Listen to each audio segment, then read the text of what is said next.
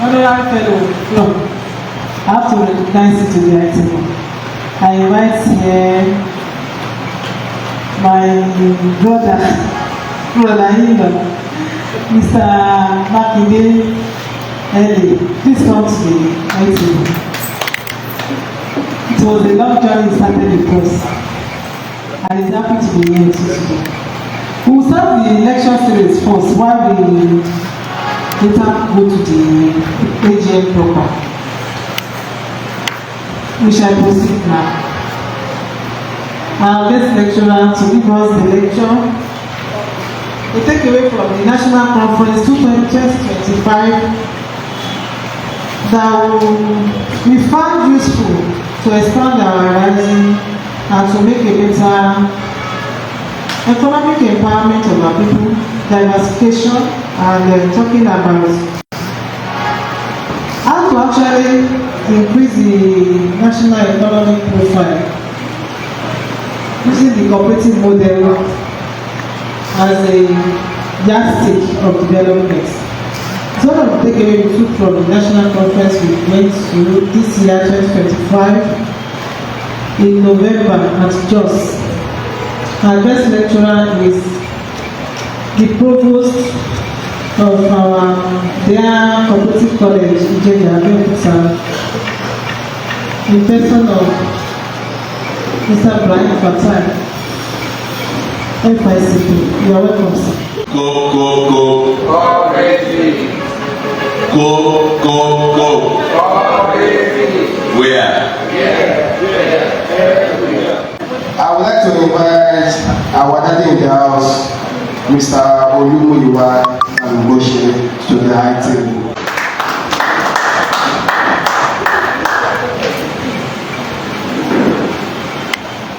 Secretary, Mr. David Igbekele Ayelabola, FICP, to the high table.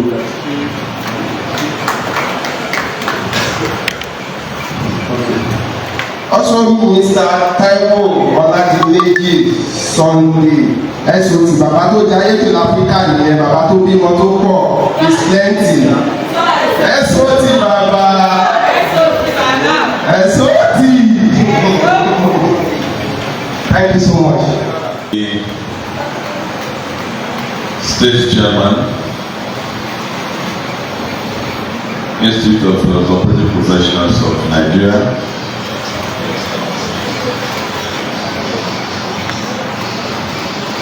other dignitaries on the high table, and other members of the institute in the state. I say good morning to you all.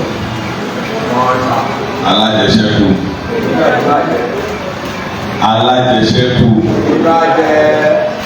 Kò ní tọ́wọ́ tẹ́lẹ̀ bàjẹ́ o.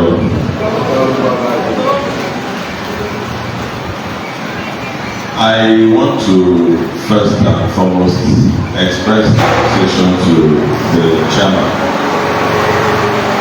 and the executive council of the state chapter for giving me this opportunity to lead this discussion at the 2025 annual general meeting and lecture of the state chapter of the institute.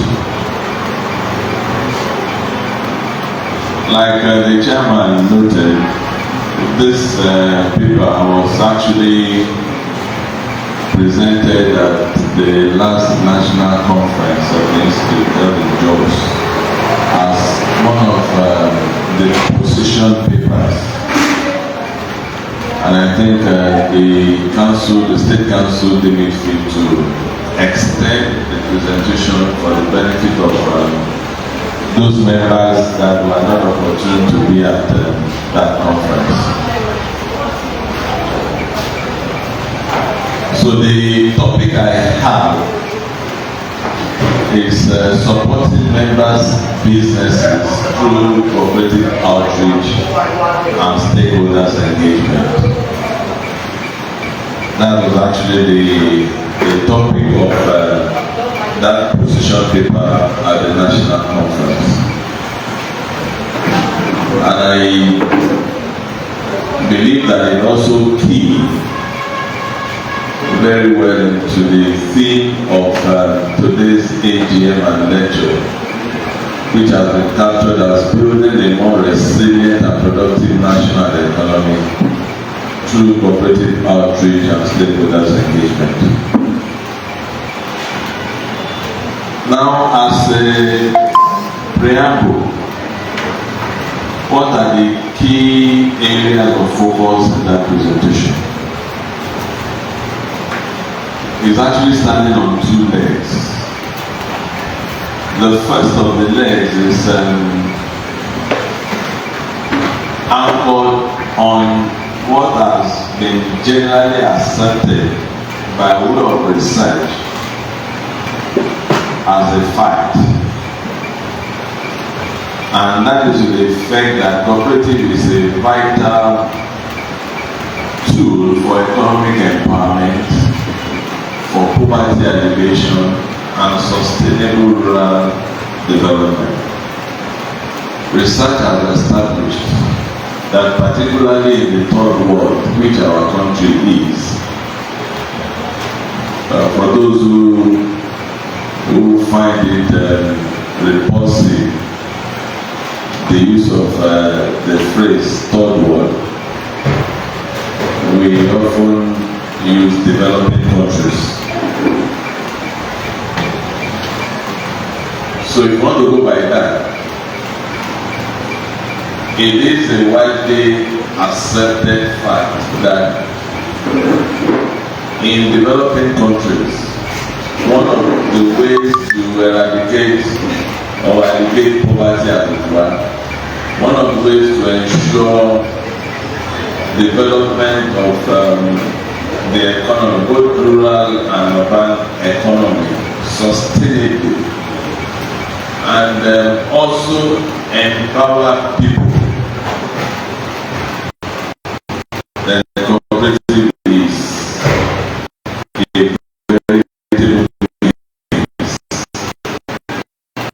That is one leg, which we have all accepted. Now the other leg also is that for cooperative to be able to play that role of driving economic development, of driving empowerment, then there is the need to enhance the entrepreneurial capacity of members of the society. There is a need to ensure that we have members who on their own are economic development agents, who on their own by virtue of their activity would drive or initiate that process. That is on the one hand. On the other hand is that we should have a cooperative society that will initiate the internal and external collaboration needed for those entrepreneurs to achieve their objective. Those are the two factors, or the two legs, that form the foundation of this presentation. Now, moving forward from there, generally we have seen, or we regard cooperative as being member-centric in nature. And if we say that cooperative is member-centric in nature, what are we saying? What we are saying is that unlike some or most of the other businesses, where the orientation, where the focus is to achieve as much profit as possible, the focus or the orientation of the cooperative is to achieve the satisfaction of individual members. So to that extent, the focus of the cooperative is the realization of economic and social benefit for members.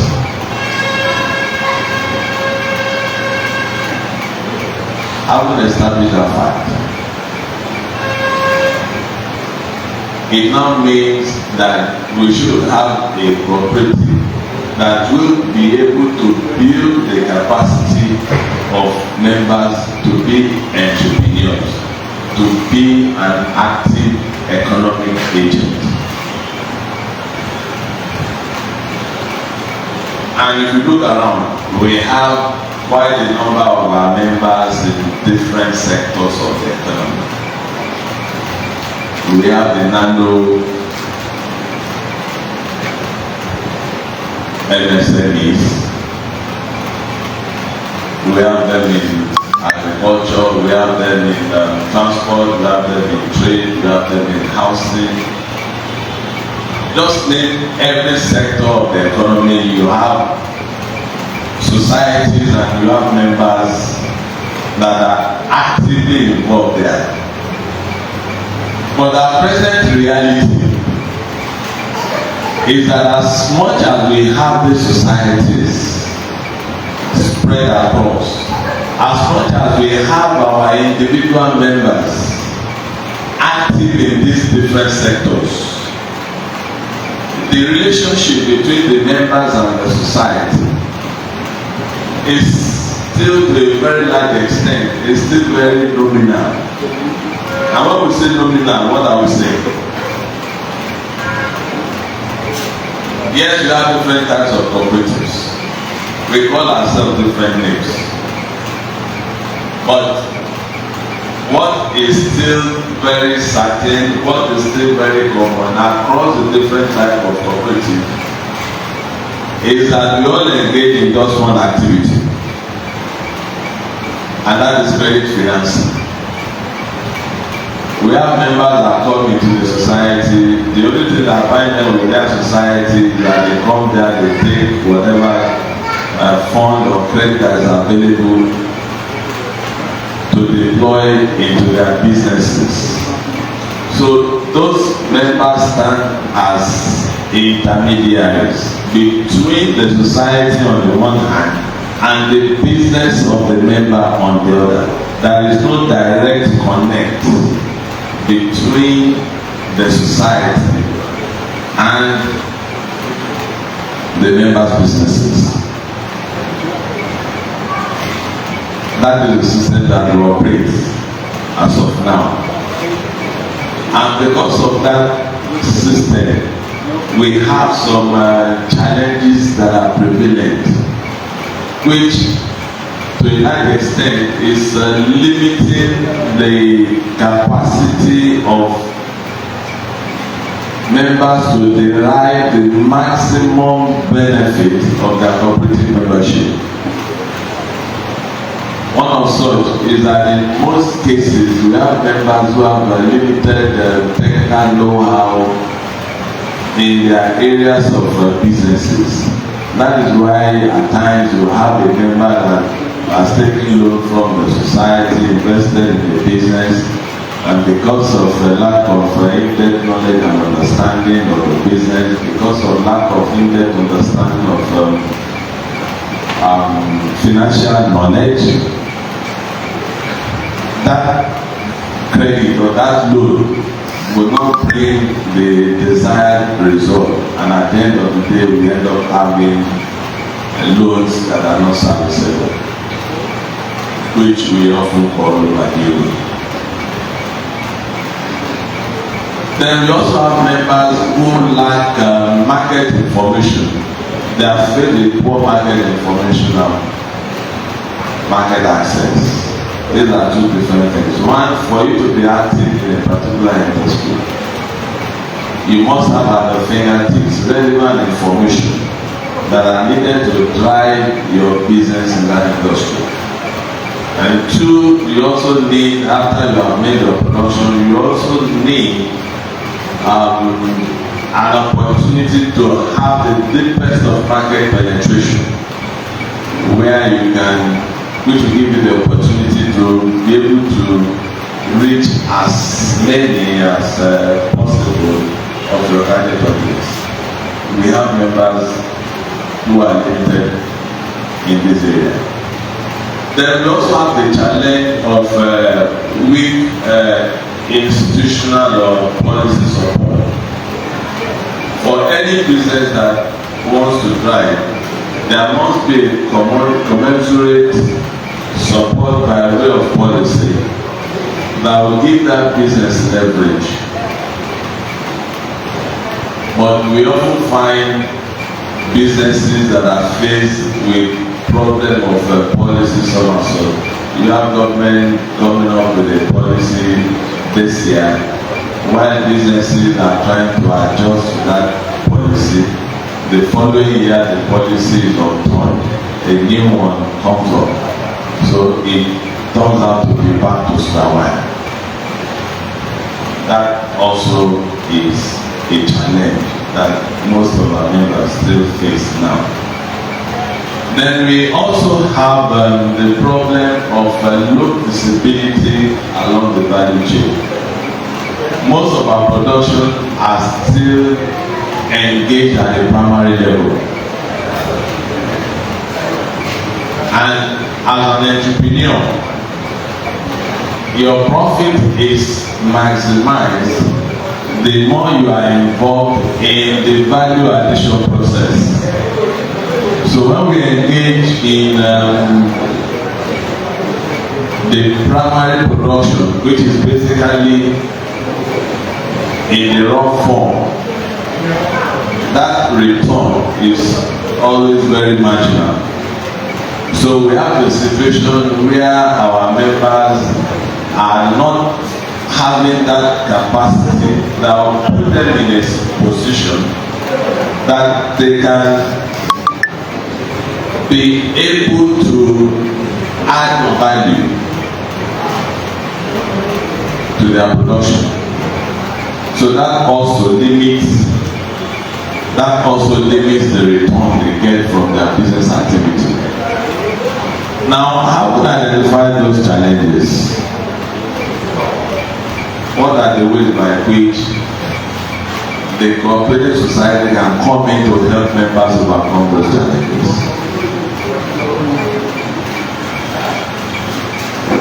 Two of such opportunities is the focus of this presentation. That is the cooperative member outreach and then robust engagement of stakeholders. So we are going to be looking at this too critically. First, we consider the cooperative outreach. When we talk about the cooperative outreach, what are we really referring to?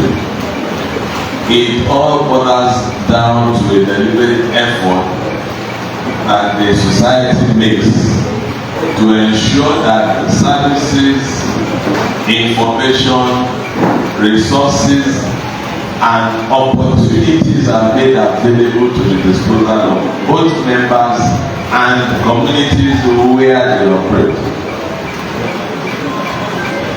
At times, a business that's supposed to thrive may be limited by virtue of the information available at their disposal. At times, they could be limited for lack of resources needed for them to engage in their operation. At times, they could be limited because they are not aware of opportunities that are available within the environment. So if we are talking of a cooperative outreach, we are referring to a situation where the cooperative society is in a position to bring these realizations to the benefit of the members. And how do we do this? How does the cooperative do it? Number one, we talk about advocacy and communication. And when we talk about advocacy, what are we implying? Advocacy is a situation where the society will now be placed in a position of being the mouthpiece of their members. They will be placed in a position where the society will play the role of showcasing the activities of their members. They also be in a position to establish communication both within the society and without the society. In other words, there must be a communication between the society and the member, and between the society and the outside, such that the opportunities outside, by virtue of that communication, will be drawn for the benefit of members. That is one way. Another is deliberate member mobilization. In mobilizing members, there is the need for members to take possession of that activity. By taking possession, we mean that members, by virtue of the information that they have, they take it as an opportunity to be leveraged upon for them to achieve their own objective. Then we also talk about training and capacity building. The society must deliberately provide the avenue to train and improve on the capacity of their members. Capacity based on the business they are engaged in. Technical capacity, financial capacity, human resource development, so that all these will now cumulatively drive the growth of the business. Then fourthly, linkages and networking. The society should be able deliberately to create that linkage that the member needs, that the member's business needs. Linkages that brings in opportunities for them to grow. Then we also talk of networking. Within that networking, we'll be talking about mentoring. In any business environment, we have businesses that are already established and we have businesses that are still growing. So the networking will provide an opportunity for those that are already established to carry along those that are still growing, so that those that are growing will have people they can look upon for advice, for guidance. Our societies moving forward to build a resilient economy should be placed in a situation where we are doing that deliberately. So what we are saying in essence is that we should begin to have cooperative societies that are moving beyond the issue of credit financing and targeting business development. And that will give us the expected outcome where that outreach has been deliberately and successfully done. That we have society that will facilitate for their members business networks, market information, access to investment fund. Yes, they get loans from their society, they get credit from their societies, but there are some investments that could be beyond the capacity of the society will provide directly. So in such a situation, the cooperative should be able to facilitate access to those development funds. That is on the side of cooperative outreach. On the side of the stakeholder engagement, what we are referring to in stakeholder engagement is the building of relationships. Now that relationship basically is that of external relationships. cooperative should be able to build relationship on behalf of their members with government, should be able to build relationship on behalf of their members with non-governmental organizations, with private sectors and financial institutions. When these relationships are built, then it will drive, the benefit it will drive for members is that one, they are able to enhance external support. Two, they will be able to attract funding and technical partnership. We have businesses, when they have been established, some will engage consultants where they lack the technical capacity. But where the cooperative exists to bridge the gap, it is the cooperative that will facilitate the drawing of those technical consultants. Then we also have the promotion of knowledge exchange and advocacy. And on top of stakeholders, because it's also very important for us to have an understanding of what we mean by a stakeholder as regards to a particular business. Generally, when we are talking of a stakeholder, we are referring to people who, by virtue of the operation of a particular business, is either they are going to be affected by the outcome of that business, or their own activity, positive or negative, is going to affect the outcome of the business. So it can be either side. Either the business will impact on me, or my own activity is going to impact on the business. So both ways, I've become a stakeholder. Then we also have people who can lay claim to the operation of a business, or who have interest in the activity or the outcome of a business. Interest could be legal, interest could be financial, interest could be moral. No matter how remote the interest is, then such category of people also falls within the group of stakeholders. Those who are vendors, who are suppliers, who are contractors to a business are also a major stakeholder, because without them, that business cannot thrive. Any production that requires an input, whoever provides the input for that business to engage in production, for the business to operate maximally, they should be able to differentiate the strength of those stakeholders for them to be able to know how to engage them.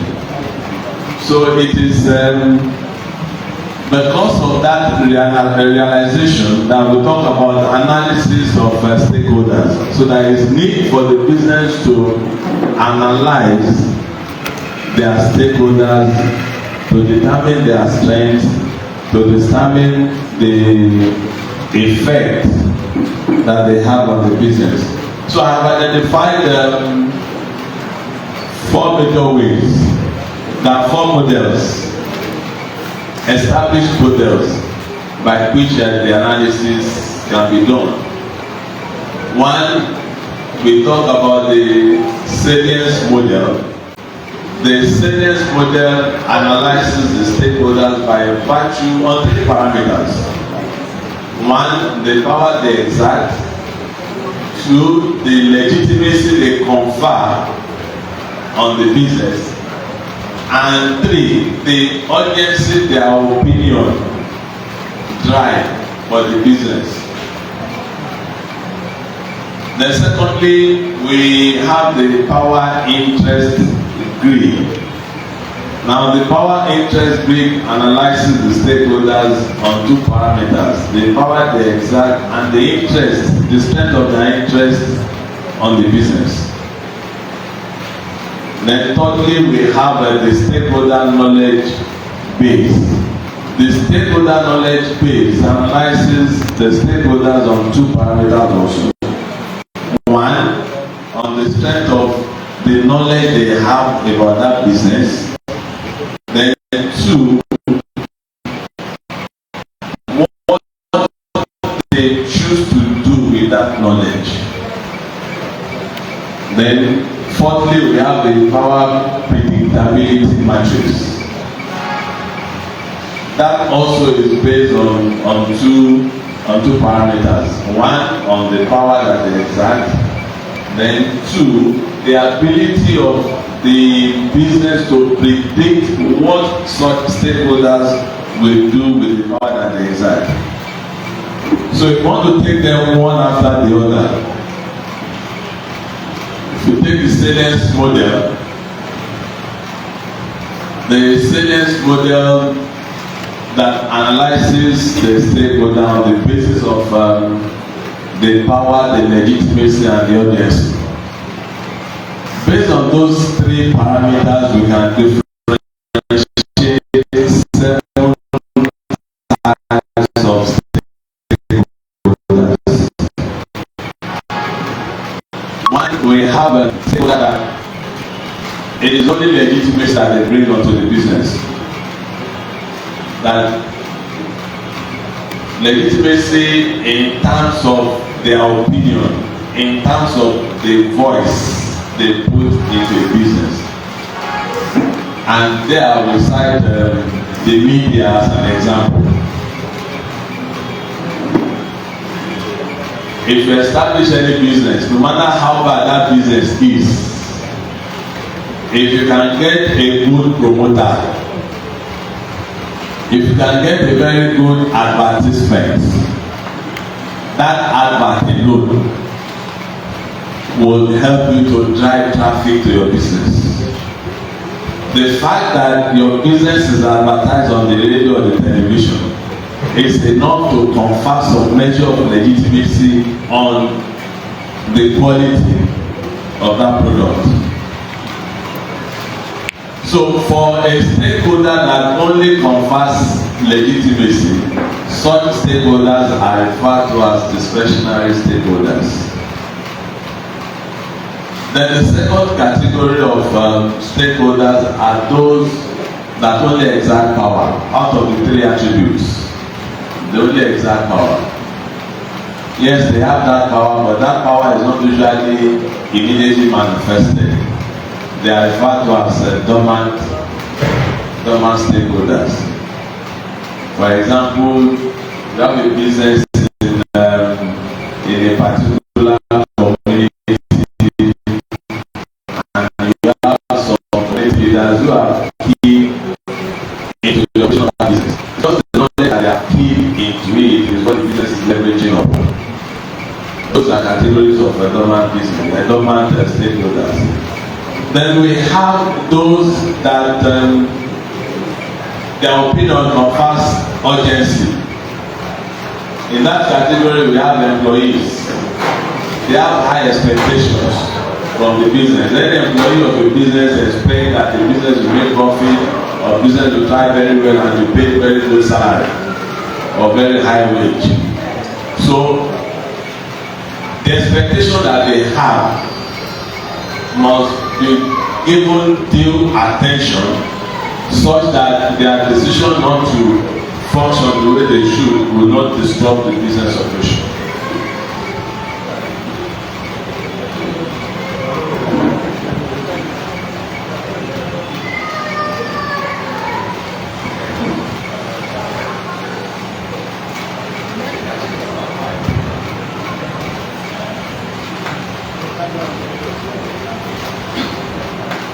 Okay,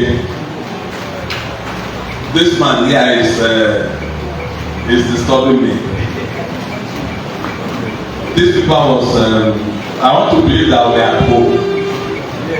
This paper was presented in 25 minutes at the national conference, but it wasn't this detailed. If you want to follow that approach, of course I'm up to the task. But not to be detailed. But the case of the national conference is different. We had about 6 or 7 presentations, so there was no luxury of time. But not to say, I'll try to maximize our time as much as possible. Now we also have some other categories of stakeholders that are referred to as dangerous stakeholders. The dangerous stakeholders are such that their action can negatively affect the survival of the business. And in this category we have competitors of the business. We can see what is happening between Dangote and NNPC. When they decide to engage in price war, some marketers are complaining that the price that Dangote is bringing out is leading to loss for them. And Dangote himself is also complaining that he's operating at a loss, but he's still trying to bring the price down. Anyway, I think that is for our benefit, I mean. But the point is that for any business that wants to thrive, must have an eye on what the competitor is doing. And that is why the competitor is put in the category of dangerous stakeholders. Then we have the dependent stakeholders. The dependent stakeholders are such that they only rely on the outcome of the business. And in this category we have the vendors, the contractors. They are operating because the business is operating. Now we also have the people of the community that they are there, they want to provide, they want to get employment from the business. So they are dependent stakeholders. Then finally we have the definitive stakeholders. These are the key players that the business must regularly collaborate with and must regularly give updates to. Here we talk about the major partners of the business. We also talk about the regulators, the regulatory bodies of a business. For example, any industry today, whatever they do, they must be conscious of the approval or disapproval of either the NAFDAC or the Standard Organization of Nigeria. The stakeholder knowledge-based charge. That we have 4 categories of stakeholders. We said the analysis of the stakeholder is based on the knowledge and the attitude. So you can have a stakeholder, one that is very knowledgeable, highly knowledgeable about the business, but in spite of that knowledge, what they use the knowledge to do is to oppose the operation of the business. So when you have such a stakeholder, Chairman will know. Such a stakeholder will need, they are regarded as they are always in opposition. So they will require to be regularly informed and be consulted. There are times somebody will oppose because of nothing. Because the person wants to feel recognized. So when you realize that, you also have to make such a person feel important. So there is need to consult and inform. And you have those who are aware, they are highly informed, and they use that knowledge to the benefit of the business. So for that category of people, they want to be given roles to play so that they will continue to be the voice, the eyes and the nose and whatever for the business. Then the third are those who have low knowledge about the business, and in spite of their knowledge, they still oppose. The attitude is that of opposition. So for such, there is always need for regular communication with the hope expectation that they can achieve a change in attitude. The last category are those who are not informed, they are not sufficiently aware, but they still support. Then we have those who have high power and high interest. And we have stakeholders that have low power and low interest. They are the ones that sit on the fence. Sitting on the fence requires that they are regularly monitored such that any change in their position can be easily identified. Then the last of the analysis is the power of predictability. One, we have those who have high power, those who have high predictability and low power. Yes, the power they exert is minimal, but you can easily predict what they are going to do. So for such category, they should always be regularly informed about the operation of the business. Then secondly, we have those who have low power and low predictability. The power they exert is low, and at the same time, they are highly unpredictable. So such should be regularly closely monitored with occasional communication, so that they are feeling their position and always be gauged. Then we have the high power and high predictability. They are very powerful, but they are also very predictable. So they require very close collaboration and regular updates. And finally, we have those with high power and low predictability. These are the ones that constitute the greatest danger and could also constitute the highest option of opportunity to the business because of the dual position that they take. So for such category of stakeholders, there should be regular engagement, measuring their expectation and deliberate effort to meet their expectation. Those are the analysis. Why do you have to undertake those analysis? I think I've said that earlier. Because you have multitude of stakeholders, we need to analyze so that we can prioritize how we are going to engage the stakeholders, so that we can determine the strength of their different interests, the strength of their influences, and how each of them impact on the business. By the time we have that understanding, they are able to gain the best way of communicating with them. There are different channels of communication.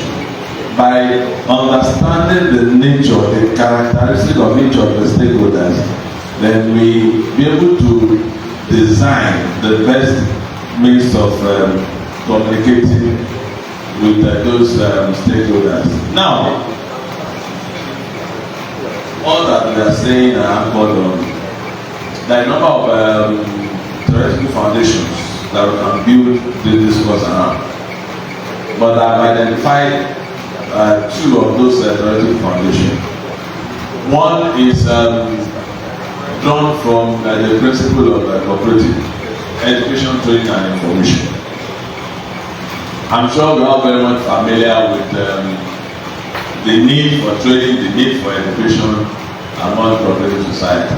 So the cooperative outreach is leveraging on the effectiveness of that cooperative education, training, and information to drive the acceptance of members in the process. Then secondly, we are looking at the stakeholder theory. The stakeholder theory was developed by Friedman in 1984. And what the theory is talking about is that unlike the regular approach of assessing a business or the orientation of a business, that the higher the profit made by a business, the higher the likelihood of sustainability of that business. That is a generally accepted principle.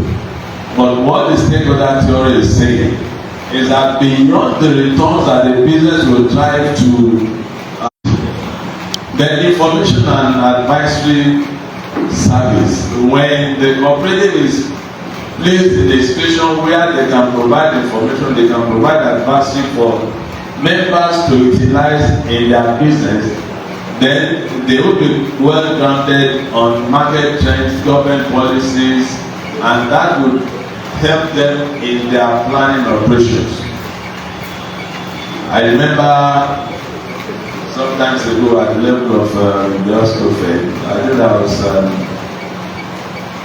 a deliberate engagement to bring an export promotion council for members to be abreast of what that organization does and how cooperative members can take advantage of the free trade zones that exist within the operation of that organization. So that's an example of information and advisory service that cooperative can play to drive the growth of members' business. Then finance access and investment opportunities. Here we can talk about access to loan. We can talk about the bulk input of purchases and the like. When we have industries that operate in cottages, when we have societies where members are along the line of the same production, then through the cooperative society, there can be an organization for acquiring inputs in bulk through the society, from where members will now take those inputs. With that, the whole benefit of getting inputs at least cost possible. So that will reduce the cost of operation, cost of production, and also boost the investment opportunities. Then another dimension is market linkages, networking, and value chain integration.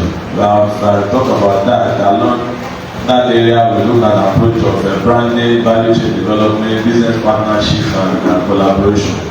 At different levels of production, there are different value chains that each member can key into, such that within the cooperative we have a chain of value additions, right from production to the point of marketing.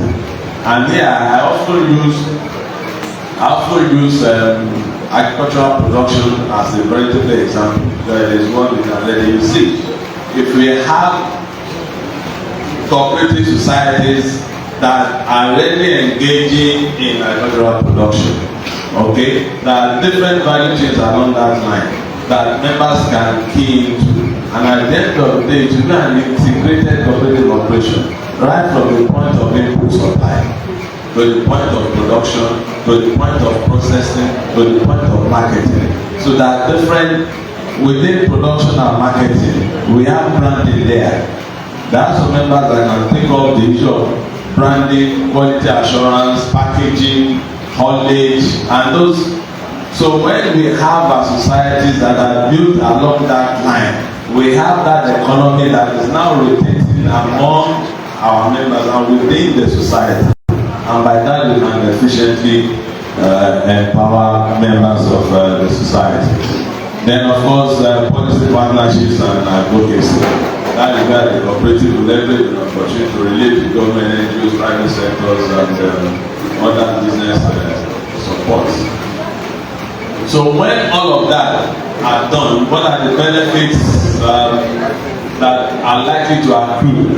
One, we talk about business growth and profitability, then stronger member loyalty and trust. When members see an opportunity where they can actually directly grow their business because of the activities of the society. Like I said earlier on, there is still no strong connect between the activity of our cooperatives and the business activities of members.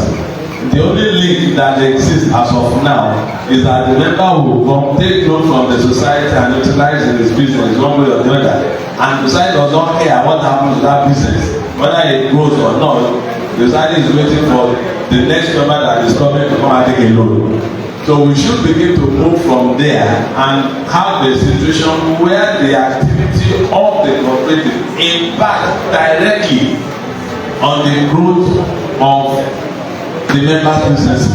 So that if you want to measure the effectiveness of the cooperative performance, it can be directly measured by the growth of the members' businesses. Then another benefit is that of increased resilience and visibility. By the time the members' business are operating optimally, then we can easily see the outcome. We can easily see the level of productivity. We can easily see and measure the level of contribution to the GDP of the country. Then we talk of rural development and inclusion and strengthening of social capital. Social capital, particularly the number of capital, we are familiar with the financial capital, we are familiar with the human capital. But one other area that cooperative also need to explore and tap from is the issue of social capital. That is the connections, the trust that we build, the relations that we build among ourselves to develop our business. But in spite of those beauties, there are some challenges and limitations which we have to deliberately work upon. Number one is the problem of fragmentation of our cooperatives. Across all lines, right from the local level to the state to the national, we still have cooperatives that are largely fragmented. What do we mean by being fragmented? Our cooperatives still operate in isolation. There is the principles of cooperative that talks about cooperation among cooperatives still exist largely in theory. We do not have it in practice.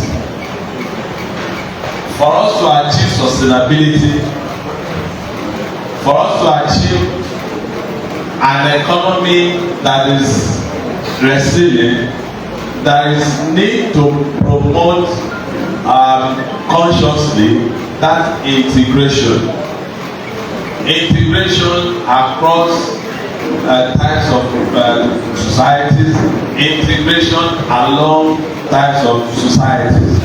So when we have that integration and we see the whole lot of all the cooperative societies operating and working as one body, then we can have that synergy of purpose that will help us to drive that development.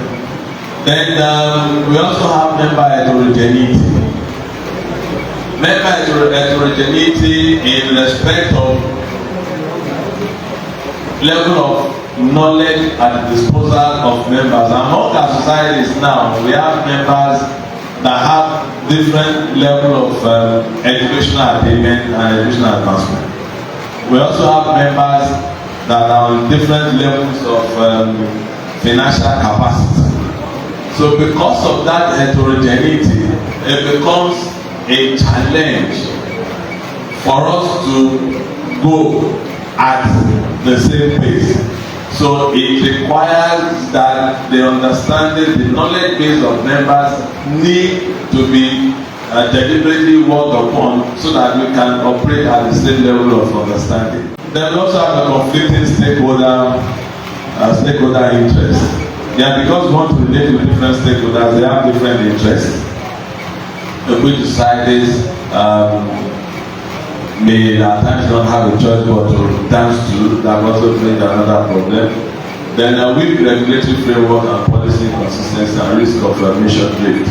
Where the cooperatives are working towards satisfying the interest of the stakeholders, there could be the risk of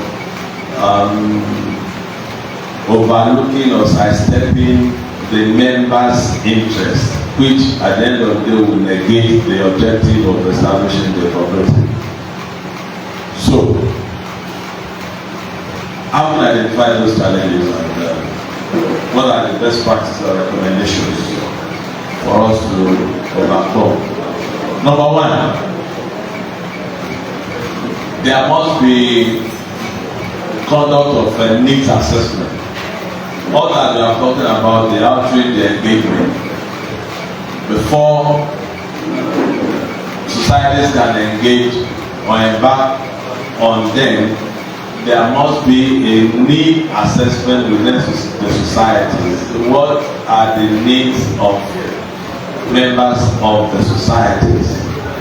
What are their orientations? Targeted towards their expectation, and also mentorship, so that those who are already established within the cooperative can deliberately take along those who are coming.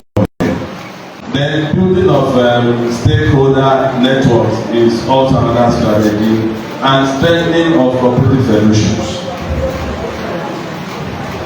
Like I said earlier, presently our society is still largely fragmented. For us to move forward from there, we need to strengthen our federations. Strengthening our federations means that the federation at different levels will be placed in a position where they can effectively play their design roles. And what are their design roles? Essentially, linkages is part of them. The federation should be placed in a situation where they can establish the right linkage, they can establish the right facilitation for cooperatives and their members to maximize existing opportunities. And for the federations to be strengthened, it also means that right from the bottom, our societies need to start coming together, and we also need to move away from most of our societies now. Yes, we have chips and pennies, we have multipurpose, we have whatever we say we are.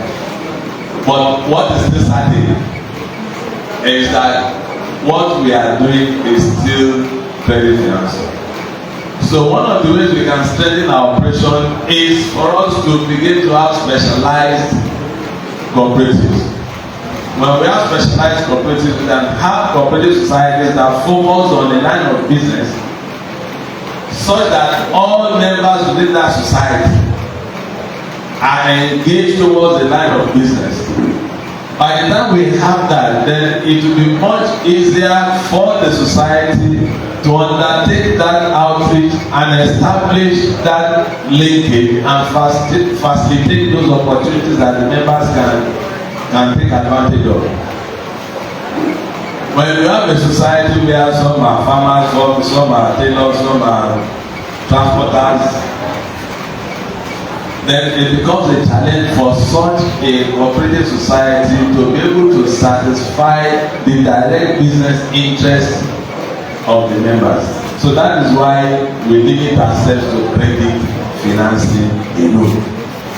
So when we are specialized, for example, I'll go back to the issue of farmers. If you have specialized farmer cooperatives in the real sense,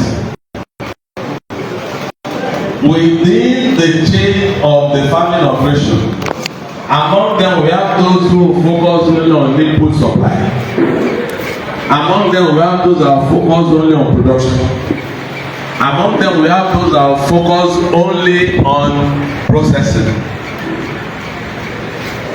If you take what is common around as cassava.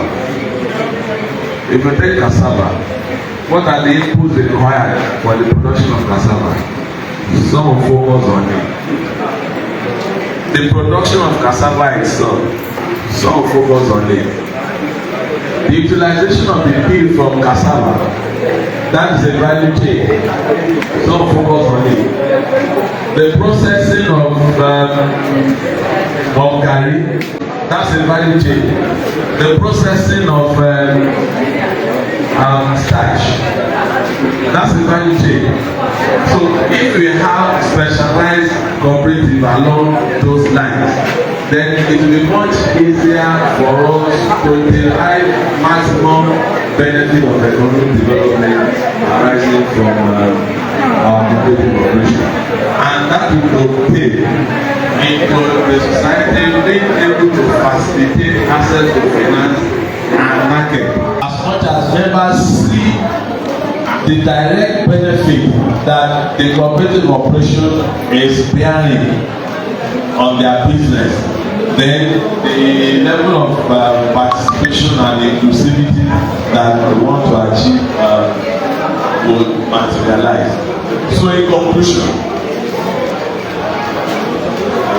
what we have been saying is that for us to achieve that resilient and productive national economy,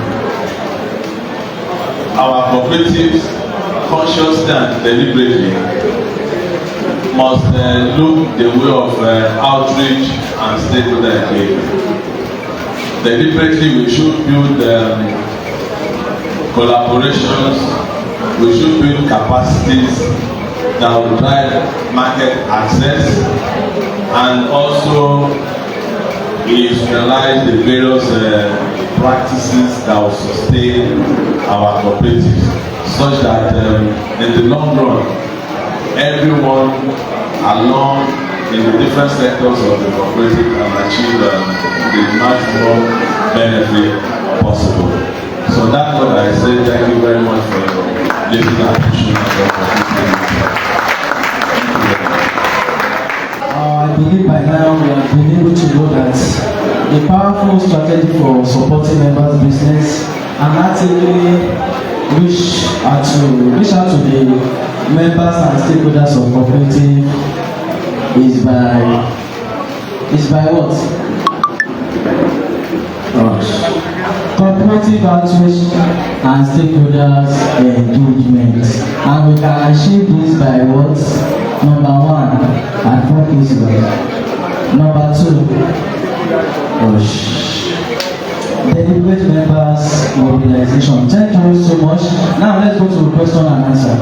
Question and answer. Good afternoon, sir. Good afternoon to all our senior colleagues and father in cooperative. I appreciate our principal, Dr. Ibrahim Fatai. The lecture, Adam Provost is our lecturer. I appreciate the lecture you gave us. But my own question is on information, sir. What is your own point of view for 2026 tax reform in Nigeria? What are the effects or possible area that you want cooperative to aware about the forthcoming policy that will kick off by January 26 about tax reform? Can you enlighten us the impact of this tax reform, the advantage of it, and the information that's necessary for us as a professional in order to guide us very well? Thank you. Thank you very much. Another question. The new tax reform law 2026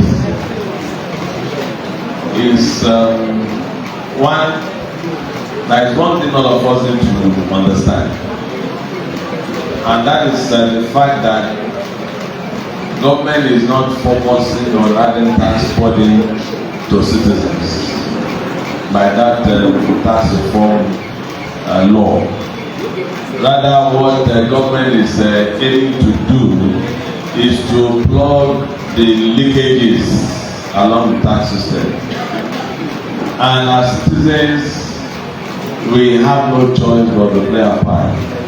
I often say at different forums where I have opportunity that in the days of the Western region, Chief Olubiyi was able to make the impact he made because people are paying their taxes. And people are able to pay their taxes because there was free education, free health, free anything. But those free were there. Not because we are in agriculture or we were in agriculture, but because we have functional cooperative organization. Because we had cooperatives that operate really along specialized lines. Yes, we had farmers then, but we have cooperative organizations that engage in input supply. CSA is still there, but I don't know whether they are still doing what they were established to do. We had Asero. Asero is still there, but I don't know what they are doing what they were established to do. Asero at that time was the clearing house for cash crops, cocoa, cashew, what have you. So when the farmers have done their production, unlike what we have now that you produce at 10 naira, you sell at 8 naira. And all of us are guilty. We always want to get farm gate prices, particularly obìnrin. Ẹ bá lè fẹ́ jí lọ sí ọjà àárọ̀, ẹ fẹ́ lọ rà lọ́wọ́ ará oko. What you are running, what you are aiming at is what we call farm gate prices. And the farm gate prices, unlike what it used to be then, what it is now is that those poor women wọ́n ti náwó láti gbé wá sójà tí wọ́n bá lẹ́nu ìràwọ̀ náà wọ́n á tún náà fi kó padà lọ ó lè bàjẹ́ whatever, so they will prefer to sell at giveaway prices. But in the days of Chief we had cooperatives that serve as the clearing house. They serve as the aggregators. They will buy those produce from members and find market for them. So those farmers were able to get adequate return for their operation. That was why they were able to pay their taxes that we had on the free flow. So that is the objective behind the Tax Reform Act. So that those who earn more will pay more and those who earn less will pay less. From January 2026 now, I don't believe that those who are earning 70,000 per month will be on tax free. Because when your annual salary is less than 800,000, you pay zero tax from January 2026. That is what it means. And look for those who are earning high. Your first 800,000 is zero tax. Your next 1.5 is 15%. Your next 2.5 is 20%, and progressively like that. So that is on the individual level. But on the cooperative level, how does it impact? It's going to impact in several ways, depending on where we want to place ourselves. Number one, every cooperative society, according to the law, will be expected to file annual returns of their operation. If you don't keep your record as you should, I don't know the return you are going to file. If you don't present your financial record for auditing, I don't know the return you are going to file. Because the return we are talking about are not different from the information we always have in our financial report. And where the information are not audited, they will not be acceptable for filing. And where it is not filed, it means that imposition of fine at the discretion of the tax authorities. So the starting point is for societies to begin to take record keeping very seriously from the one, to ensure that we have adequate record for our operations. And at the end of the year, we present a record for appropriate auditing, not the kind of the kind of auditors that you do not on the field and in the classroom. But those of them on the field know what they do. So that is the starting point. Then again, it also means that we should limit our cash operations. And we also should try to have our financial transaction passing through the bank. And for those of us that have mixed financial operations, in other words, we relate with our members, we also relate with outside world in terms of business activities. We should have separate bank accounts for those activities. A separate account for business operations that relate primarily with our members, and a separate fund for those that relate with non-members. Because operations of cooperatives based on the certificate of registration, in other words, registered business operation of the cooperative, still remain tax free. If you have a society registered as thrift and credit, they remain thrift and credit. They are not veered into some other ventures. They are thrift and credit operation. Whatever surplus accruing from there remains tax free. The law guarantees that. So, if you have other ventures, we have a separate account for those ventures. Those ventures will pay tax based on profit accruing. And the advice I will give is this: to limit our tax money on those ventures. We have, as part of our principle, concern for community. But how many of our societies are actually concerned about our communities? Because the concern for community is not different from the corporate social responsibility, CSR. So how many of our societies undertake CSR? And by law, the more of CSR you take, you undertake, you get tax rebate. So it means that even if we have some other ventures from which we earn profit, the more of CSR we undertake through those ventures will limit our tax liabilities. So we have to have that understanding. When you have all these companies spending millions on activities that are not directly related to their operation but benefiting to the community, they know what they are doing. That is why government can give Dangote tax holiday and tax pay for the roads that they do. It's a form of CSR. So we also need to begin to key into that, so that we can minimize whatever liabilities that will come from the tax reform. And it also requires that societies must have tax identification number. The tax, every business in Nigeria, even individuals, must have tax identification number, so that the operations, the activities of each business can be identified. For a cooperative organization that has employees, those employees are liable to pay FPE. It is the cooperative that will remedy pay from their salary and pay to tax authorities within the stipulated period. Where is that pay coming from? It is a TIN that will indicate that.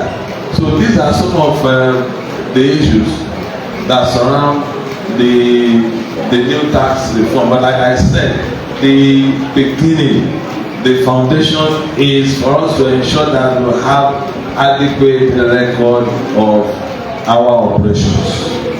When we have that, substantially we have solved some of the problems that are around it. The law, we have the tax, the new tax law, the Carbon law, all of them still recognize the fact that cooperative operations are tax free. So I don't think any cooperative society has anything to fear with respect to the new tax reform law. Thank you very much. I don't want to verify. are you saying that cooperative itself needs to be registered in order to have a team? Is that what you are saying? Or workers in the cooperative staff that will need to have a team? I want to get right that. Every cooperative must have a tax identification number.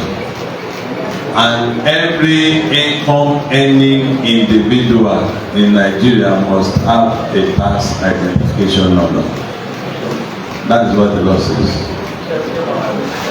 Thank you. Thank you so much, sir. We have another question from the IT. So it's not really a question. I want to commend Mr. Ibrahim for that wonderful presentation. And of course, I know he's a doctor in living. So I want to make some contribution. It's not a question. And of course, just to add little to the issue of tax clarification is that normally the federal government has, based on the new tax law, that the minimum for individual, if your annual income is 800,000, like he likely said, it means that you are to be exempted from your tax. And when you look by another implication, what is the minimum wage? It depends on the state minimum wage. So by the time you multiply maybe 80,000 times what? Times 12, then you are having more than 800,000. So the implication of that is that you'll be paying what? Personal income tax. But for private company that is paying employees or employees less than what? 80,000, they will be exempted from what? Minimum tax. And the implication of that on the government, on the state government, is that the personal income tax is payable to the place where you are residing. And when you is payable to the state, it means that it might affect the personal income they are generating from personal income what? Tax. But for state government official, if the minimum wage is 77,000, by the time you multiply 77,000 times what? 12. So of course, your annual earning is more than what? More than that. And for companies, once your income is 100 million annual income, and of course not only annual income and your fixed assets, we call it non-current assets, more than 250 million. So you are exempted from, it's less than that rather, you are exempted from what? Company income what? Tax. So that is the implication.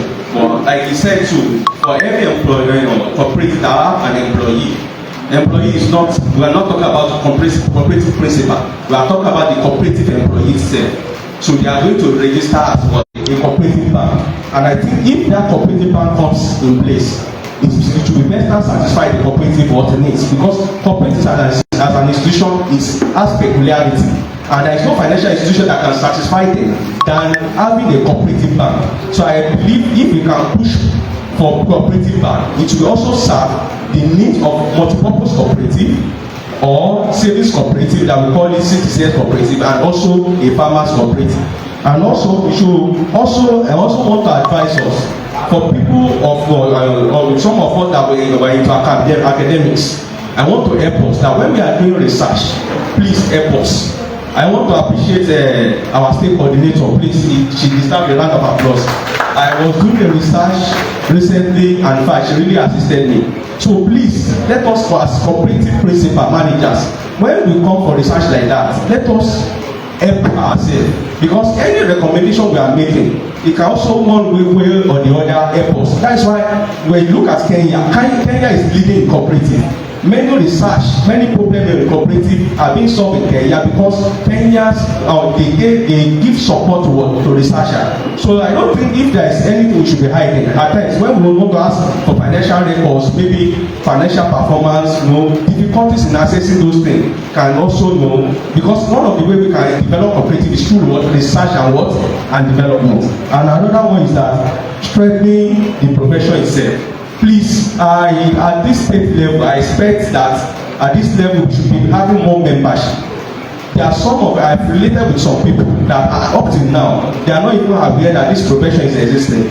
Please let us do well as members, that let us create more awareness, because when we create more awareness, we are going to bring more members, and when we bring more members, there will be what? Increase in membership subscription, and that money can also be used to develop the cooperative. And lastly, I want to also urge us that we should look into cooperative leaders welfareism. Cooperative leaders welfareism, especially for those cooperatives that are financially buoyant. Please, because you cannot give what you don't have. If there is no favorable environment, I know of a cooperative, I don't want to mention it. they have membership capacity of over 400, and up till now they don't have a building. They are using town hall. You understand? So I don't want to mention it. So just imagine for those kind of cooperative principal, and they are operating under the artist condition. How do they want to put in their best? I'm not talking about those little cooperative that does not have the money. Please let us try our best. As if I'm a member of cooperative, let us look at supporting leadership support service is very essential. And lastly is that please let us look for a way of advocating an accounting standard for cooperative. We have the international accounting standard. The international accounting standard issues accounting standard on every businesses. So we should be looking at a way, or how do we develop, relate with international accounting standard to develop an accounting standard that will fit the needs of cooperative institutions. Thank you. Please let's have another round of applause for. I will introduce him properly now. And thank you very much, sir, for your input. You will see that the man is here and he has challenged us, although he's part of us. Having here with us Mr. Oyediro Olusegun John, a special assistant to Governor, Office of the Chief of Staff. Thank you very much for that wonderful contribution to this lecture. I know he has actually talked to us. Please, I don't think you are running away. Right. Let's quickly proceed to the AGM proper and do some duties that we have to do before some of our guests leave. We might need to adjust the program as we go. So on this note, I welcome us all to this another year annual event of our Institute of the State Chapter, holding today at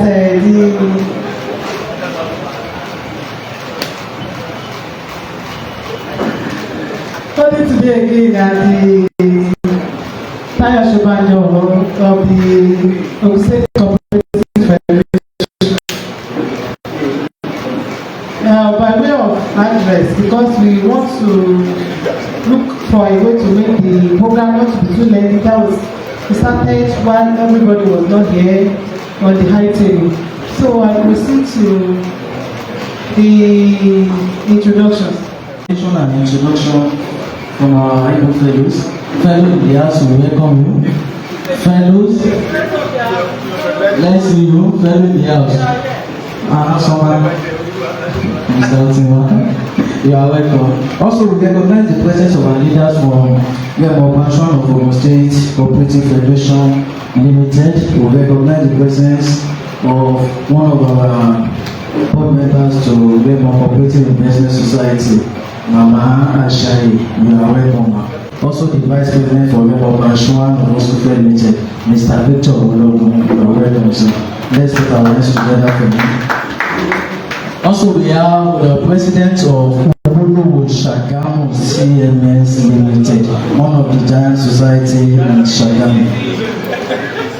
Mr. Olubiyi Ojo, thank you so much. You are welcome. Also, we recognize the presence of one of our honorary fellow, the President of Shagamu City Limited, our Baba, Mr. Oyade, FICD. You are welcome. Sir, we are from Mafase Cooperative Society. We have our president here, Mr. Ebono. You are welcome, sir. You are welcome, sir. Also from Mapoli, we have the president of Mapoli Cooperative Mapoli Society, Dr. Lawale Adetunji. We recognize your presence. Thank you. Thank you. On the move from Yoruba, we have a representative representing our leaders from Yoruba Cooperative Movement, Mr. Sunday Ewulo. You are welcome, sir. Welcome.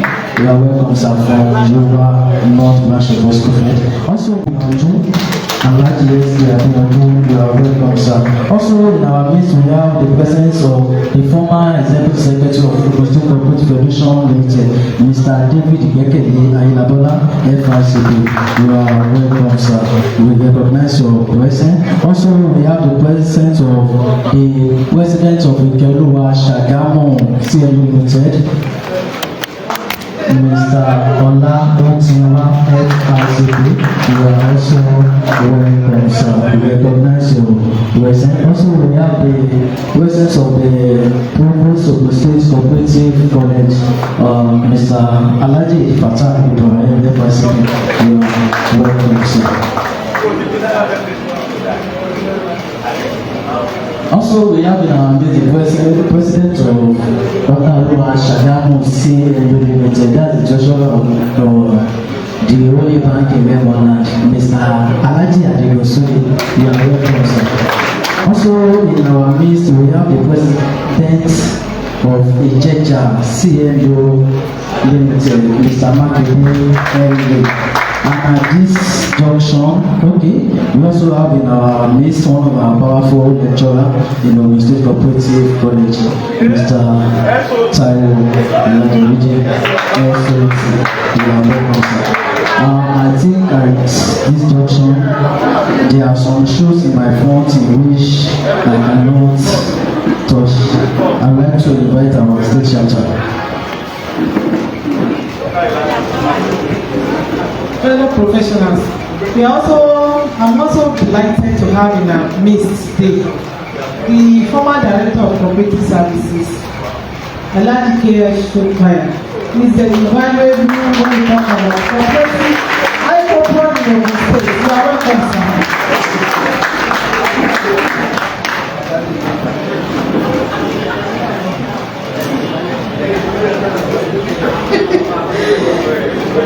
When we talk about Icopron Ogun State, we say with his efforts we are able to move this giant strike that we are reckoned with in Nigeria as a chapter. Thank you, sir. So I will also introduce, we are glad to have in our midst the National President, Institute of Cooperative Professionals of Nigeria, our own, from Ogun State, has granted this time to be here with us, Dr. Olubiyi, MNI, FICP.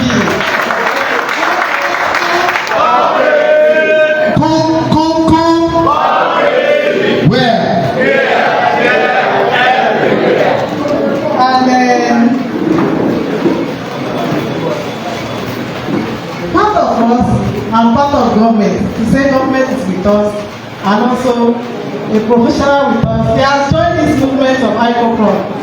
The special advisor to the governor, office of the chief of staff, Mr. Olusegun, our special guest today. Thank you, everyone. Icopron. And we'll be having here too, in absentia, the president of the State Cooperative Federation, Alhaji Wasiu Olaleye, is upstairs to still join us. He has taken some minutes off. So we'll quickly move to the program so that we don't waste so much time. I welcome us all here today, marking another event of our annual general meeting. We know that this Ogun State chapter, we are like no other in all the chapters in Nigeria. And other chapters are still onlookers to us. I thank you all for those of us that have give their time to have this event. I thank the body of fellows that are here. I think in our chapter here today, it couldn't be less than 45. So those of you that are here, please let's keep the spirit up to make sure that the Ogun State chapter continues to be a chapter to reckon with. I also welcome every other members of this chapter. The senior members, the associates, and every other ordinary member. I will not fail to recognize the Shagamu movement. You are one of the reasons we are going. We feel we are professionals. When we talk about Icopron today in the State, And the professionals cannot operate without the cooperators or the cooperative. You are a force to reckon with. I salute you all for coming. And every time behind us, you have been so supportive to us in any program we have been doing. Thank you very much, sir. And Master, thank you. And all our distinguished presidents are so invited. Thank you for coming to partner with us or to see what we do here. I will not fail to recognize the people that have also been introduced up here. Some of them that are our honorary fellows are here upstairs. Thank you for coming, our honorary fellows. Our Prince Babali, former Director of Community Services Students and honorary fellow. Mr. Eli Makinde, the honorary fellow, and the former executive secretary of this station, is a fellow of this institute and of this campus. On this note, we quickly go to the main meeting so that we can do other business quickly before we take too much time with our guests that are here. You are all welcome here once again. So go to the next item, which is the reading and adoption of the last AGM minutes. To be read by the secretary.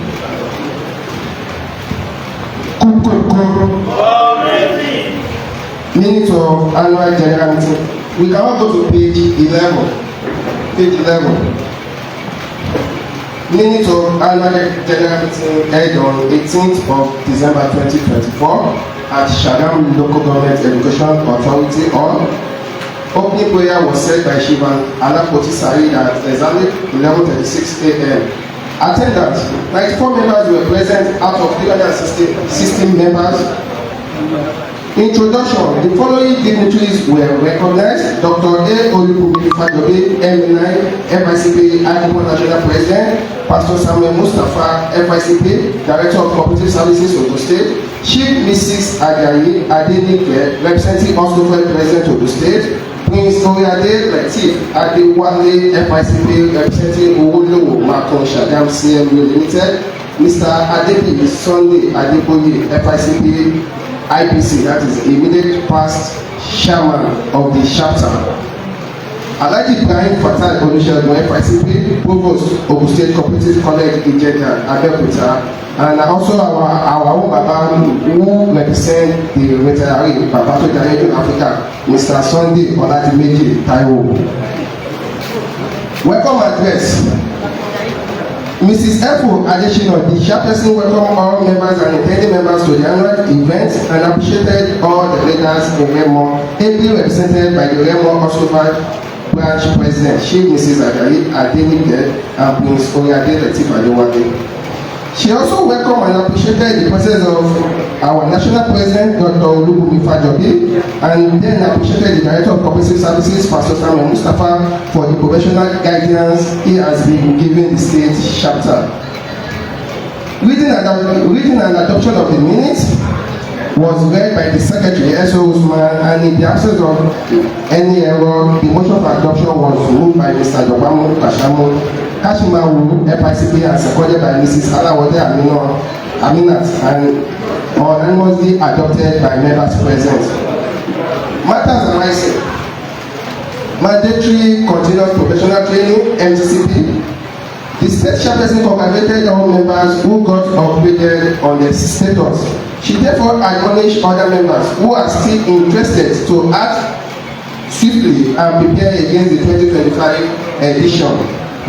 Knowing fully well that the MTCP is mandatory for any upgrade request to be considered, a total of 36 members from Ogun State chapter registered and participated at the year 2024 MCPT program held in Lagos. We can give ourselves a round of applause for that. Icopron National Conference and Induction and Awards. The chairperson appreciated members for their participation at the national conference held at Port Harcourt, Rivers State. Ogun State chapters was well represented by 153 registered participants. 153 registered participants at the conference last year. 18 members were upgraded to the status of fellow, 4 to the status of senior members, 8 members to associate, while 13 members joined the institute as graduate member. Also, 4 cooperative organizations were awarded Outstanding Performance Award, 8 and also 8 Leadership Award. Institute B. The chairperson informed members on the present position on the bill that it was returned from the presidency to the National Assembly due to the fact that the immediate past president of Nigeria could not assent to it before he left office. The leadership of the institute remained hopeful, resolute, and confident of a positive outcome as soon as the present assembly starts attending to other matters aside presiding executive bill. Dues. All members are hereby urged to pay their dues to the state purse as the national body demands the dues in order to fulfill our obligations. Membership certificate. A good number of members are yet to pay the certification fee and collect same from the state chapter. We should appreciate that these certificates were processed based on state chapter recommendation and also received them in trust. The national body demands the return of the payment. However, the national body has directed that payment for the certificate henceforth shall be paid together with the application fee. That is, there won't be certificate without payment henceforth. Ethics and professional code of conduct. Mr. S.K. Olubiyi appreciated all the guests on the high table and all members present. Cooperative Professionals was formed in 1984 as Association of Cooperative Professionals of Nigeria and later to Cooperative Professionals of Nigeria and now Institute of Cooperative Professionals of Nigeria, Icopron. Ethics is talking about the values, the behaviors and principles that is expected of each of us as members of the Institute. The following questions were asked by the following members. Mrs. Abeokuta said, what is the difference between a Icopron member and a non-member? Mr. Olubiyi said we requested for the soft copy of the presentation and should address ourselves as cooperator irrespective of your title. Also applaud ourselves very well. Mrs. B. Babalola requested to know the penalty for any member that acts against the code of conduct. Mr. Kinoshi sought to know if possible to continue membership after leaving cooperative practice and what the institute is doing in terms of digitalization. Response. Icopron is like other professional bodies. If you are chartered accountant, will be placed on level 10 in the civil service. Once the bill is passed, same will be applicable to us. Mr. Togowa Emo said it belongs to many professional bodies aside Icopron and none of them use special appellation for addressing members, and church appellation is like cooperators should not arise since we are not a cooperative society. That is, we shouldn't be addressing ourselves as cooperator since we are not cooperative society. We should call ourselves FICP, SMCP, AMCP, not cooperators. We should emphasize compliance to the rules and regulations, implementation and enforcement, as well as human capacity development. Any member who deviates from the code of ethics can lose his license and certificate. Your membership is valid and cooperative is for all. Induction will be done at the national conference. Cooperative law is on concurrent list. This is as the final interpretation on the law. Icopron WhatsApp platform. The platform will be official and we shall create another platform for Icopron social activities. 2025 Icopron exams. The examination committee was inaugurated in 2019. We have worked on curriculum and so on. Student, graduate and associate members will write exams and there will be no exemption.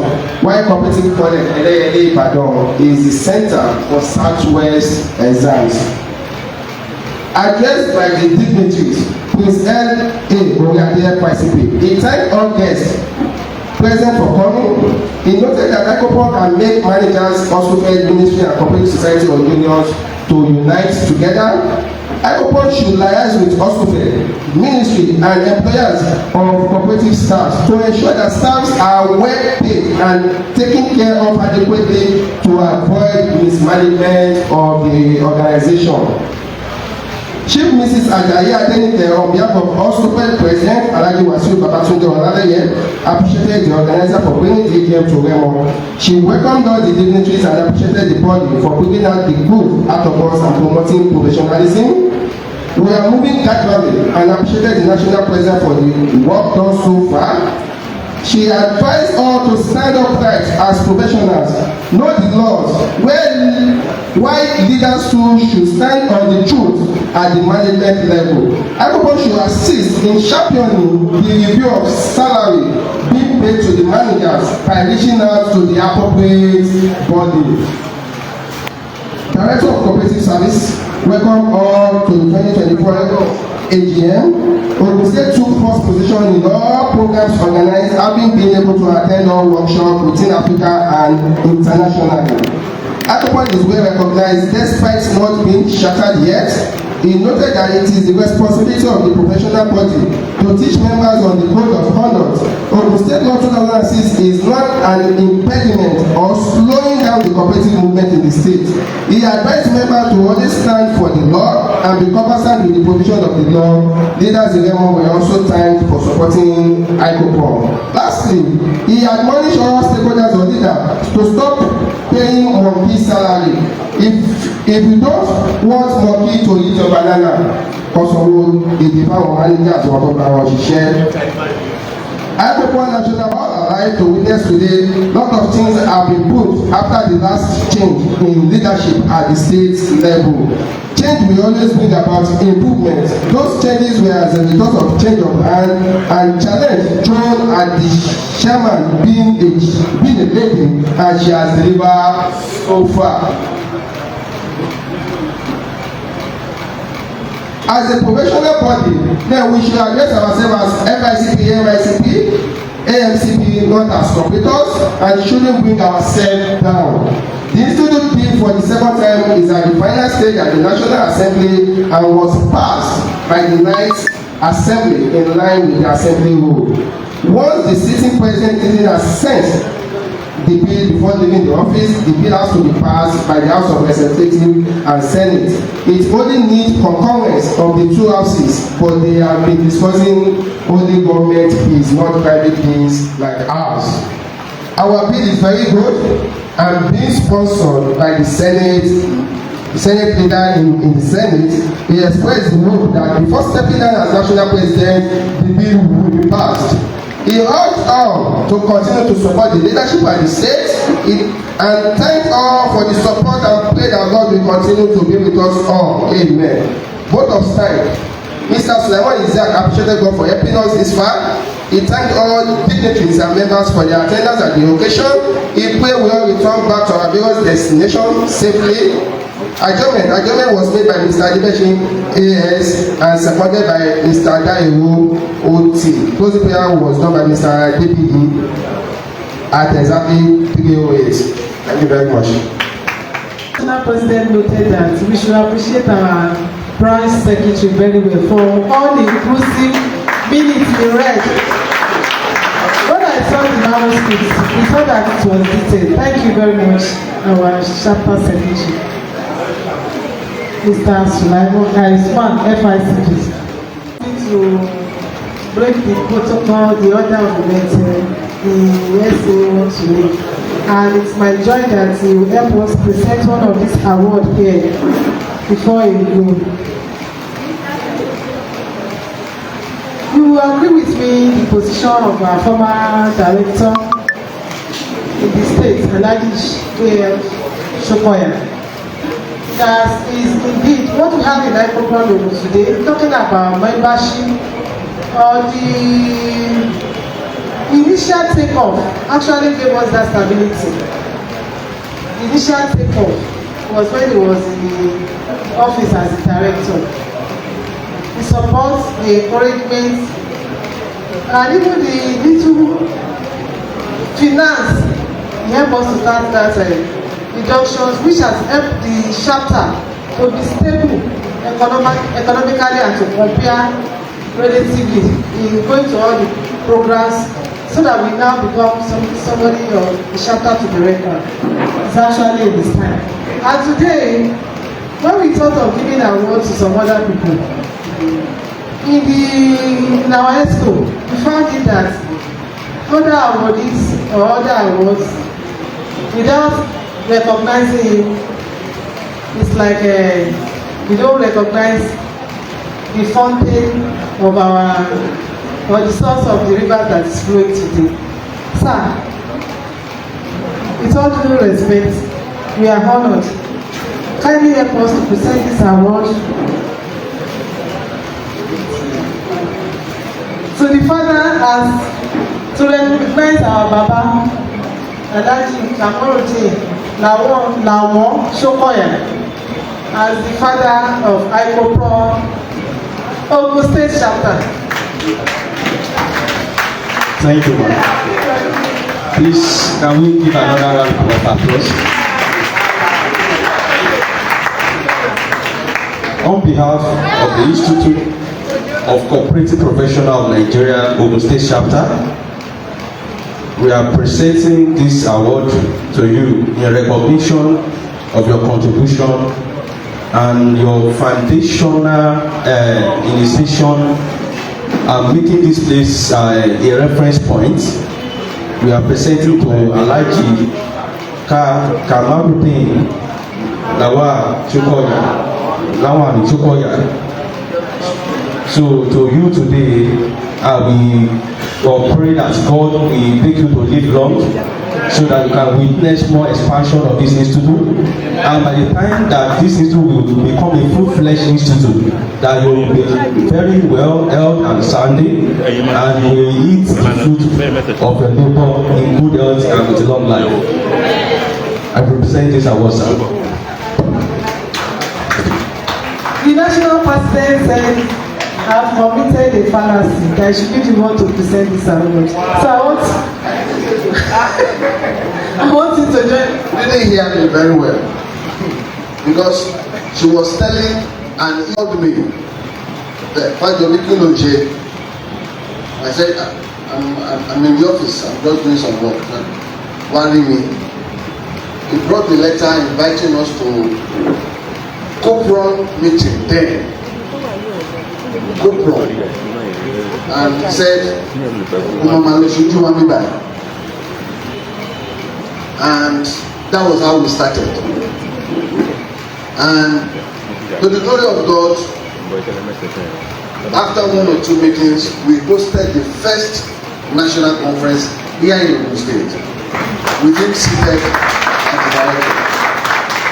And I could see somebody smiling from the rear there. We were together in that team. I could see a few of them. And he supported us. He supported us. Along with my immediate boss then, of blessed memory, Mr. Olubiyi. May the Lord repose his soul. Amen. So these were 2 wonderful men that built Icopron in Ogun State. So what he said was absolutely right. And without these 2 men, maybe we would just be joining Icopron much later. So I pray for sound health. I pray for long life. I pray for the will to see push on. Because when I came in, I didn't know what I didn't know until when it was introduced. And I thank God that I still alive to see what is happening. That what the seed you sow, that seed of 2007, not 2008, 7 has really grown. And though we joined, to the glory of God, this chapter is the best today in Icopron. And it's good to know other person than the good will you showed for us to join the national chapter then. Thank you very much, sir. And it is a great honor to see you here this morning. God bless you, sir. Thank you, sir, for coming. Yes, to Special Ambassador, Special Assistant to the Governor, Office of the Chief of Staff. Mistaking his name. We are proud to say he's a member of the chapter of Icopron today. But he has a lot of pressing issues to attend to in the office, so yes. The next item on the agenda is the management report.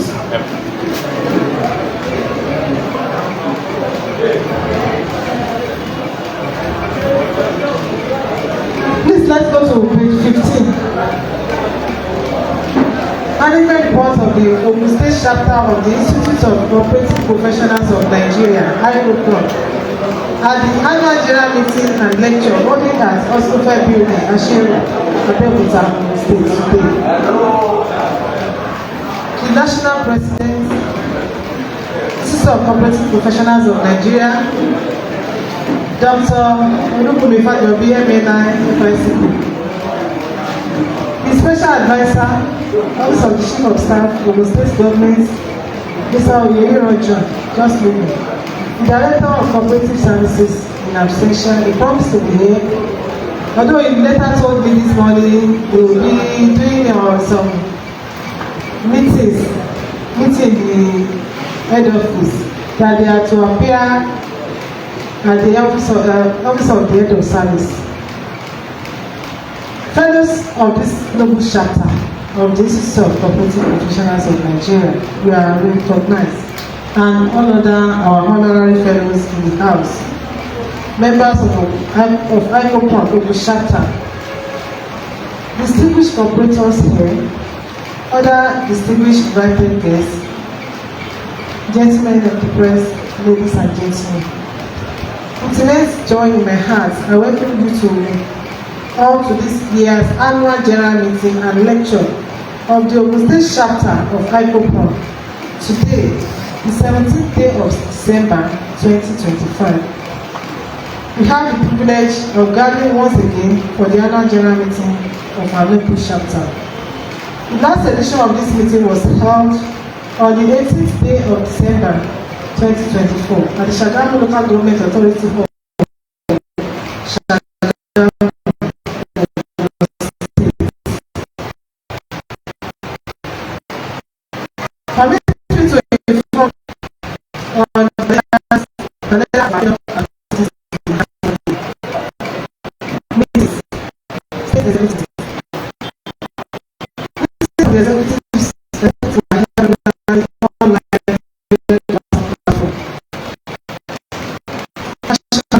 Our state was attended at the National Chairperson's meeting held in February during the first quarter of 2025. Subsequently, others were held online via Zoom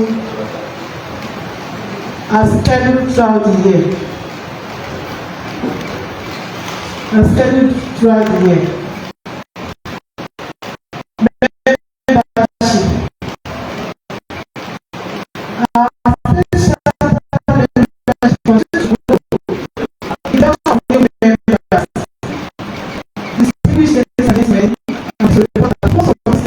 That once the doctor is identified are already engaged in the practice of the profession. Let me also inform you that a total of 14 new members joined the institute at the associate and senior membership categories, comprising of 1 senior member and 30 associate members. This development has increased our registered membership to 307.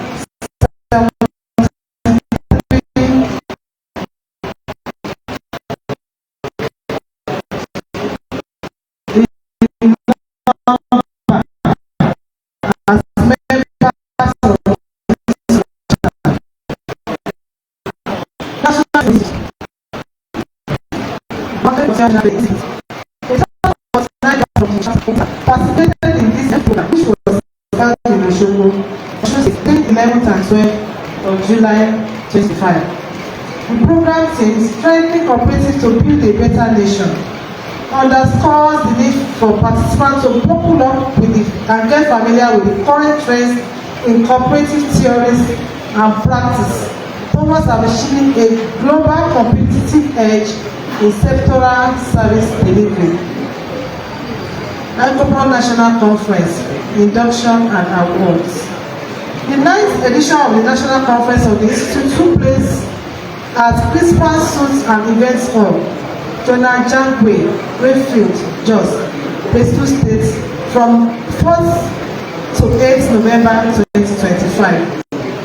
The conference was themed Unlocking Opportunities in Cooperative to Build Stronger and More Effective National Economy.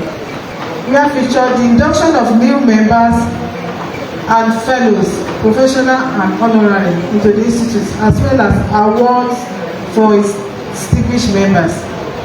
A total of 55 members from our chapter attended and participated in the national conference, which was brought to a close with a glamorous gala night, during which awards of different categories were conferred on deserving members from across the country.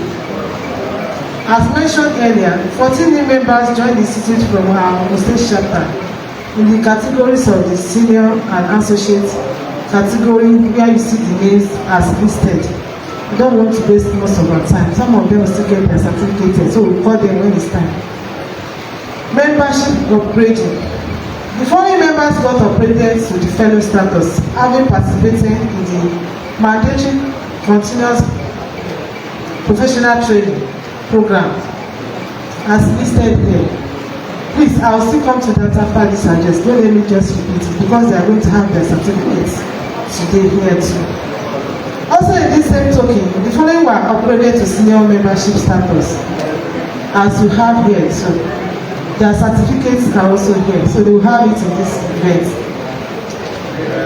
Notable award of leadership. 2 cooperative leaders from our states were also awarded with cooperative leadership awards. They are Mrs. Adeokuta of Sobanjo Abeokuta, CMS Limited. Mrs. Sobanjo Mary of Olubiyi Gasline, Abeokuta, CMS Limited. I'm pleased to announce to you all that the next edition of the national conference shall come up in Lagos in November 2026. God be with us and grant us alive to that time. The Institute Bill. The bill for an act to establish the Institute of Cooperative Professionals and Related Matters, Bill 1265, continues to be. Let me emphasize that these certificates were processed based on the state chapter's recommendations and the trust reposed in the chapter.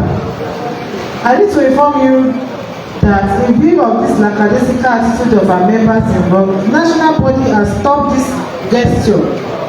It is therefore important that members who fall into this category make necessary arrangements to pay without further delay, as the national body is demanding for sale. Dues. Members who sought certification and those who sought upgrading during the year paid their dues in general. We also received deduction from the Department of Cooperative Services of the Ministry of Community Development and Cooperative as dues from some of our members. I wish to mention here that the ministry stamp deduction does not capture all our members that are now in Icopron Ogun chapter, and quite a number of their personal deduction that are remitted through this means are not true reflection of their financial standing. In view of this, staff of the Department of Cooperative have to be prepared to make up for the individual deficiencies in their dues, so that to mark up what the national or the state bodies recommended as the annual dues we have to pay. Finance. The financial position of the chapter is as set out in the narrative of cash flows of receipts and payments that we have presented shortly. A sum of 4,476,000, there's an error here, is the volume of cash flow. 4,696,564.03 is the volume of cash flow. Plea for understanding. With humility and a deep sense of responsibility, we sincerely crave your indulgence for any shortcoming observed in running the state chapter, which might be due to oversight. Please, any of such is not a deliberate action. On this note, we sincerely implore all members to please continue to recognize the state chapter WhatsApp platform as a source of information dissemination and communication. Although the platform has been locked down for a while because it was abused, as some members were posting all sorts of messages which contradict the objective of opening the platform. It shall be open from time to time when we have program to engender more interactions. Our state Icopron social platform shall continue to serve as the root for general interactions. Appreciations. To the Almighty God, the maker of heaven and earth and all therein, I give all the praise and adoration for making another date of our state annual general meeting a reality. You will agree that even with our dedication and collaborative efforts, the Institute is on a steady path of growth and is in no distant time will compete favorably with other professional bodies of its status. My profound appreciation goes to all supporters of the Institute, the founding father, Alhaji K. Oshokola, former Director of Cooperative Services of the State, and all other past directors. Late Mr. Olubiyi of mention here too. Please pardon my omission. Comrade Olubiyi, MNIFSB, Dr. Comrade.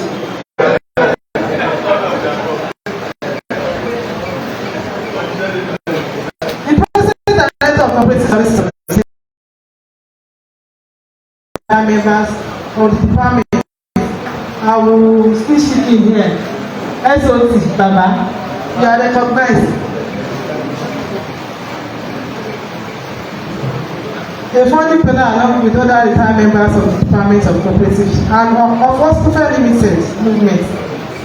I recognize all past presidents and present one. Well, let's start from the movement itself. Our elder Felix B. Ajibode, FICP, is our member too. The former Southwest Movement President, the President of the State Cooperative Federation, Alhaji Wasiu Olalewa, here seated. Thank you, sir. President of Ogun State Corporation, Ogun State Cooperative Federation, Ogun. Many thanks to our father of Icopron, other fathers we have in the state chapter, Professor J.O.Y. Aronzo. They are also of to mention, and Professor Adeomi Ido, for their ever support. When we call on them, and still that we call on them, they are all willing to be with us and serve us. The past Executive Secretary of Hostofed, Mr. Ibekele Ayelabola, and the precedence that was passed to Mr. J. Olabisi, we recognize all your support in making sure the chapter and the collaboration within our members has come to stand. So all our honorary fellows and leadership awardees from Remo, we have quite a number of leadership awardees and societies to reckon with. We recognize you all. Who found this institute body to reckon with? We say a big thank you. The distinguished societies of representatives represented by our leaders here present today, we appreciate your presence. A special appreciation also go to the Shagamu Cooperative Movement. I will continue to mention that for their support to Icopron at all time. At all time, they have always been supportive.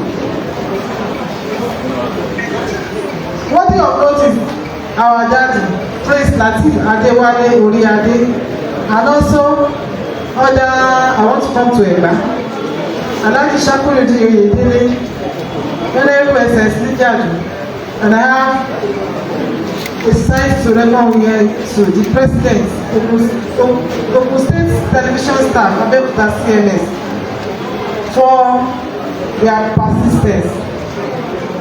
All cooperative managers who fund the institute body and join the membership, and to all who are too numerous to mention, but who have all contributed in no small way to the growth of the institute as a result. To all our esteemed members, you are the reason for this gathering. Without you, no institute. All professional fellows of this institute, we appreciate your support. The management of the Department of Cooperative Services of the State Ministry of Cooperative Development and Cooperative. Worthy of mention is the Honorable Commissioner, Honorable Ademola Balogun. He has been supportive to the cooperative movement as a whole and to the department too for its unconditional support. We say a big thank you to everybody. To everyone here today, in today's gathering, we are all appreciated for coming. We wish you all journey message back to your different destinations. Thank you all and God bless.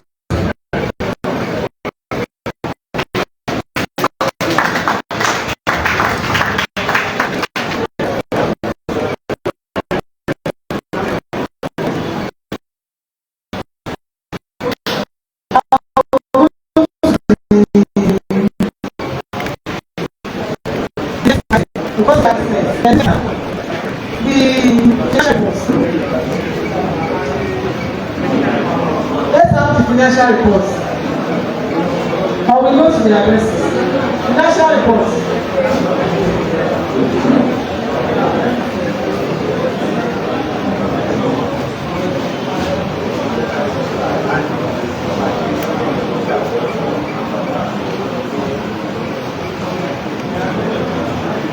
Just one blessing, sorry. Special recognition of new inductees, graduates, associates, seniors, and fellows. Then we go to the awards. The new inductees, if you are here, Mr. Usman, where are the certificates?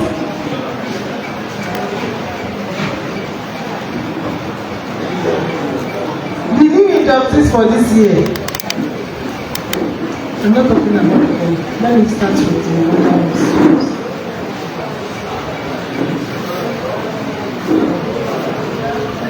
They are not handy. Let me start with the fellows.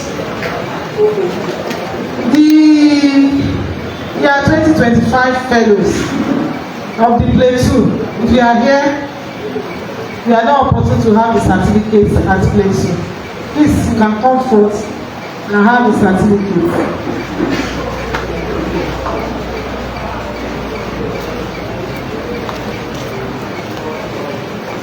Let me have the honor and the pleasure and the demand that our national president help us hand over this fellow certificate. Ẹ má lè fi gbàṣẹ fẹ́ nígbà tí national wà bí I should give them. Okay. I'm looking for somewhere to assist. And so okay, I do. I will buy it. Adébọ̀wálé Olúkẹ́mi Fúnmiláyọ̀, if you are here, come out. Amabi Ọjọ́ Comfort. Ìdòwú. Ògúndìmí Fátímọ̀ Abíọ́lá, those are new fellows. Salako Joseph Ìṣọ̀lá. Aládẹ́yìn Olúbọ̀wálé Ọláoyè. Ògúnsolúbọ̀ Abíọ́lúpọ̀, we want to see you. If you are really a fellow of this chapter, let's see your face. Or we take it back that you are no more fellow. Adé Ìgbé Ìfẹ́olúwa Mary, Banjo, Jamiu Jimoh, I will take them back so that you don't want them.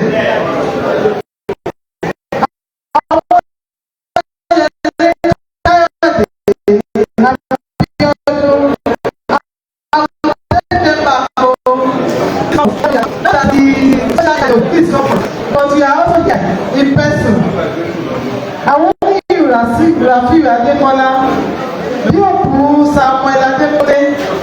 I want to be blessings in time. Ajibose Ayino Latif. Ajibose Ayino.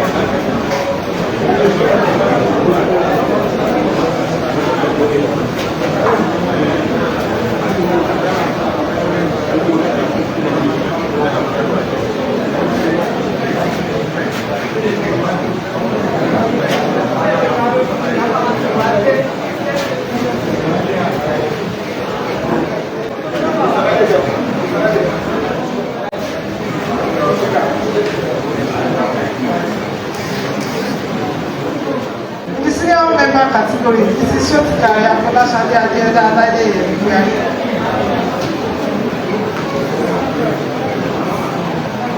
Ọdún láàmì ọ̀pọ̀ ojú abọ́sẹ̀.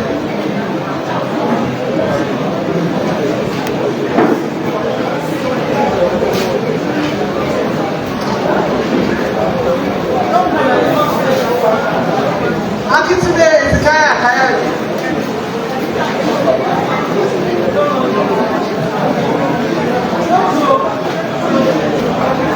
Adára nídìí ọkùnrin àti mọ̀túráì. Àwọn ní ìbéèrè àkọ́mọ́tò.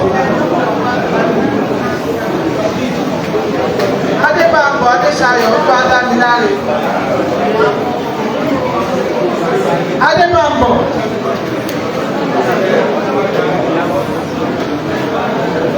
Sọ́fọwọ́rà Ayọ̀yẹmí Benjamin. Adébọ̀wálé Sarah Adéníkẹ̀.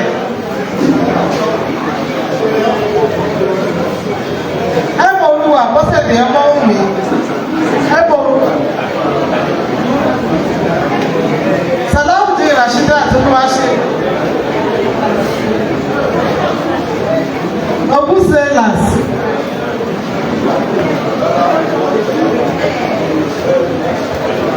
Akíntọ́lá Mọ́súrát Bọ́láńlé. Ọláwọ̀ ní pẹ̀kún Hánà Olúwakẹ́mi. Sáàrí Kabir Adéwálé. Ọláwìyí Ọlọ́run Dámiláre Adéjúmọ̀kẹ́.